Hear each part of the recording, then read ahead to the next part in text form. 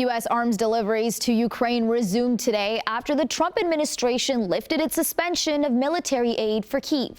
The move came as officials awaited the Kremlin's response to a proposed 30-day ceasefire endorsed by Ukraine. The Kremlin spokesperson said it's important not to get ahead of the question of responding to the ceasefire, which was proposed by Washington. He told reporters that Moscow is awaiting detailed information from the U.S. and suggested that Russia must get that before it can take a position.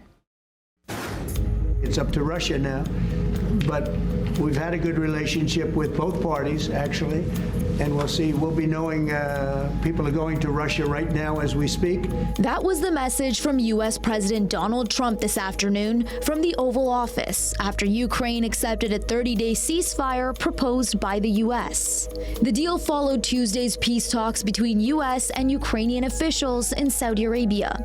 When Trump was asked what could be done to pressure Russia, I hope it's not going to be necessary. Sure, we can pressure. In a financial sense, yeah, we could do things very bad for Russia. It would be devastating for Russia, but I don't want to do that because I want to see peace. The Kremlin said that it needed to be briefed by the United States on the outcome of the talks before commenting on whether a proposed ceasefire in Ukraine was acceptable to Russia.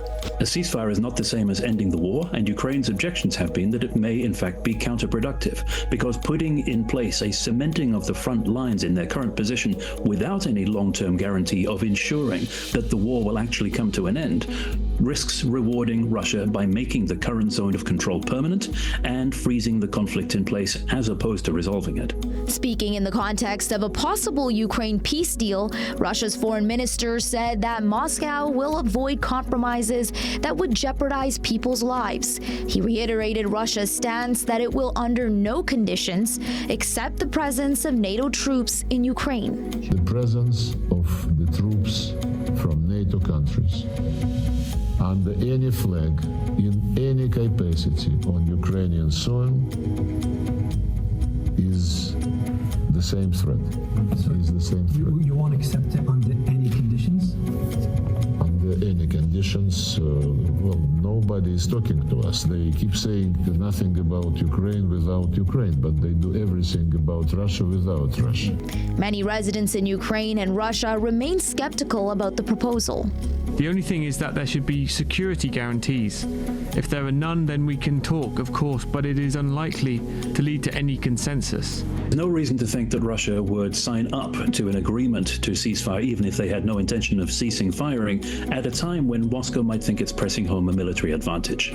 So for the time being, Russia can sit back and wait. Everybody is saying the ball is in Putin's court. That also means that Russia has the initiative. Ukrainian President Volodymyr Zelensky says Kyiv expects strong steps against Moscow from Washington, including sanctions if Russia turns down the proposal. Today, it depends on this country 100%, because America has demonstrated its steps and its position. Ukraine has demonstrated its position, responded without any different interpretations, very directly. And today, Russia will have to respond to this. Earlier today, during a stop in Ireland, the U.S. Secretary of State saying, "Here's what we'd like the world to look like in a few days. Neither side is shooting at each other. Not rockets, not missiles, not bullets, nothing, not artillery. The shooting stops, the fighting stops, and the talking starts. That's what we want to see. What happens during that talking and how that evolves, I think we're going to have to be flexible and nimble and creative and patient and work hard at it and hopefully turn it into something that's concrete." Meanwhile, the defense ministers of Britain, France, Germany, Italy, and Poland met in Paris today, promising concrete steps to boost European defense and provide security guarantees for Ukraine. The developments come as a Russian missile attack on a central Ukrainian city killed a 47-year-old woman and wounded at least 5 other people, according to the regional governor. And the Kremlin says Russian troops are successfully advancing in the country's western Kursk region and recapturing villages from Ukrainian forces. The defense ministry said its troops had retaken 5 settlements in Kursk near the Ukrainian border, as Moscow pushes to eject Kyiv's forces, who seized a slice of the area in a cross-border incursion last August.